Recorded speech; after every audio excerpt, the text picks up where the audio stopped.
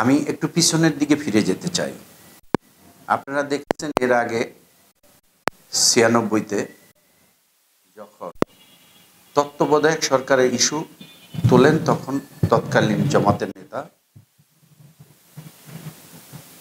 গোলাম আযম সাহেব সেই সাথে যুক্ত করেন আমাদের আওয়ামী লীগের নেত্রী শেখ হাসিনাকে, করে তারা একটি যুগলপথ আন্দোলনের মাধ্যমে এই দেশে সেটি কায়েম করার চেষ্টা করে। কিন্তু জনগণ বিএনপিকে ভোট দিয়েছে। ভোট দেওয়ার পরে বেগম খালেদা জিয়া নির্বাচিত হওয়ার পরে ৩ মাসের মাথায় আপনারা দেখেছেন যে যেহেতু একটি দল দাবি করেছে, ওই দাবিকে লক্ষ্য করে উনি তৎকালীন তত্ত্বাবধায়ক সরকার সংসদে পাশ করে ক্ষমতা ছেড়ে দিয়েছেন। ছেড়ে দিয়ে উনি ওনার জায়গায় চলে গেছেন। তারপরে কি হলো, দুইটি নির্বাচন সফলভাবে হলো। তার পরবর্তীতে আওয়ামী লীগ এর বিরুদ্ধে দাঁড়ালো এবং জামাতও এর বিরুদ্ধে গেল, যা বললো যে না, আমরা তত্ত্বাবধায়ক আর মানি না। তো তত্ত্বাবধায়ক ইস্যু ওনারা তৈরি করলো, পরবর্তীতে কেন যে তত্ত্বাবধায়ক মানলো না, জনমনে এটা কিন্তু প্রশ্ন থেকে গেল। আমি এই পেয়ার পদ্ধতিকে আমি বলতে চাই, এটিও ওই রকমই একটি ইস্যু তৈরি করে বাংলাদেশের জনগণকে আবার বিভ্রান্ত এবং দেশকে একটি ব্যাপক ষড়যন্ত্রের মধ্যে ঠেলে দিচ্ছে এই জামাত, যুদ্ধ অপরাধীরা, এবং এর সাথে কিছু স্বার্থনিশী মহল যোগ হয়েছে। জামাতি ইসলাম বলতেই ইসলাম না, মানুষকে ধোঁকা দিচ্ছে। তারা বলছে যে জামাতকে ভোট দিলে দুনিয়াবি কাজও হবে, আখেরাতেও আপনারা কামিয়াব হবেন, বেহেশতে যাবেন। এই ধোঁকা দিয়ে জনগণকে, এই দেশের সাধারণ মানুষকে ধোঁকা দেওয়ার চেষ্টা করছে তারা যুদ্ধ অপরাধী। তারা এই দেশের স্বাধীনতা সার্বভৌমত্বের বিরুদ্ধে ছিল, এখনো তারা স্বাধীনতার বিরুদ্ধে, এখনো তারা স্বাধীনতার পক্ষে নয়। তারা মানুষকে ধোঁকা দেওয়ার চেষ্টা করছে এবং দেশকে একটি বিরাট সংকটের দিকে ঠেলে দিচ্ছে এই জামাত। এবং জামাত নিজেরা ক্ষমতা আসার জন্য আপনারা দেখেন আবার এই স্বৈরশাসক এবং এই ভোট চোর, জনগণের সম্পদ লুণ্ঠনকারীদের সাথে এবং গণহত্যাকারীদের সাথে এক হয়ে আবার সেই পেয়ার পদ্ধতির জন্য আন্দোলন করা শুরু করেছে। এই দেশকে আবার একটি গভীর ষড়যন্ত্রের দিকে ঠেলে দিচ্ছে। আমি মনে করি এটি একটি সোজা এক কথাই বলবো যে এটি একটি ষড়যন্ত্র।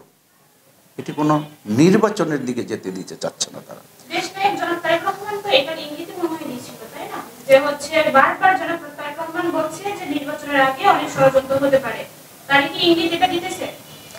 অবশ্যই এর সাথে সম্পৃক্ততা রয়েছে আমরা মনে করি, এবং এদেশের জনগণও তাই মনে করে।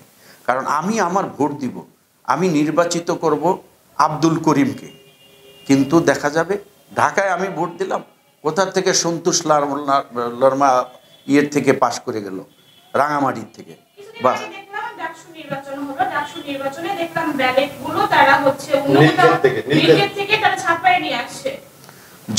জামাত সবসময় ষড়যন্ত্রের সাথে লিপ্ত থাকে। বিগত নির্বাচনগুলো তো দেখেছেন, বিএনপির সাথে ছত্রছায়া নিয়ে তারা সংঘবদ্ধভাবে এখন শক্তিশালী মনে করছে। তারা যদি এতই মনে করে যে আমরা জিতে যাব, তাহলে ওনারা কেন এই ব্যালট পেপারের সাথে ব্যালটের 2 নম্বর ব্যালট পেপার ছাপিয়ে কেন কারচুপির মাধ্যমে তারা এই ডাকসুর নির্বাচনে অংশগ্রহণ করবে? তারা যদি সত্যিকারে এটা চেত, আমি মনে করি আজকে যে ঢাকা ইউনিভার্সিটির ভিসি রয়েছেন, উনি নিজেও একজন বিতর্কিত ব্যক্তি। উনি জামাতপন্থী, জামাত করেছেন উনি, সেটা তার দলিল প্রমাণ রয়েছে।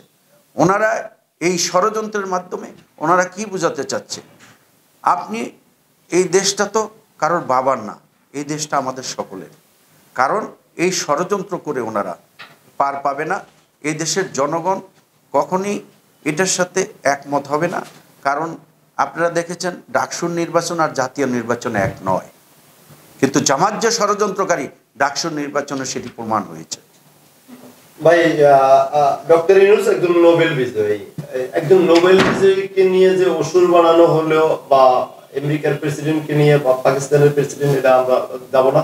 আমাদের দেশের একজন প্রধান উপদেষ্টাকে নিয়ে যে এই যে অসুর বানানো হলো, ভারত আসলে কি চাচ্ছে? ধর্ম এটা তো কি বলা হয় ধর্ম তো সবার, ধর্ম নিয়ে তারা রাজনৈতিক ব্যবসা করতেছে, এই বিষয়ে আপনার মন্তব্য কি?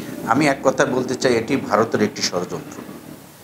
ভারত কখনোই চায় না এই দেশের হিন্দু মুসলমানরা একত্রিত থাকুক। ওনারা বিভক্তি করে একটি রাজনৈতিক ফায়দা লোটার জন্য আওয়ামী লীগের মাধ্যমে যেটি করেছে, এখনও সেটি চেষ্টা করছে ভারত। ভারতের রয়্যাল এজেন্ট প্রতিটা রন্দে রন্দে বসে আছে। ডক্টর ইউনূস একজন নোবেল বিজয়ী ব্যক্তি। উনি কিন্তু বাংলাদেশের কিছু নয়, ওনার আন্তর্জাতিকভাবে ডক্টর ইউনূস একজন বিষয়। আমাদের উনি যে নোবেল পেয়েছে সেটিও ভারত কোনোভাবে মেনে নিতে পারে নাই।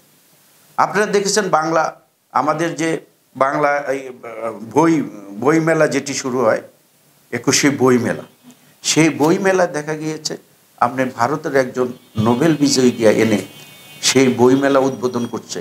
আর ডক্টর ইউনূসকে বলছে তারা তিনি একজন সুদখোর, ঘুষখোর, এইভাবে তাকে আখ্যায়িত করে তাকে হ্যায়পূর্ণ করার চেষ্টা করা হয়েছে দেশের মধ্যে মানুষের কাছে এবং বিদেশিদের কাছে।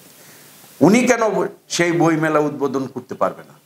উনি নোবেল বিজয়ী, আমাদের দেশের সম্পদ, উনি তো রাষ্ট্রীয় সম্পদ।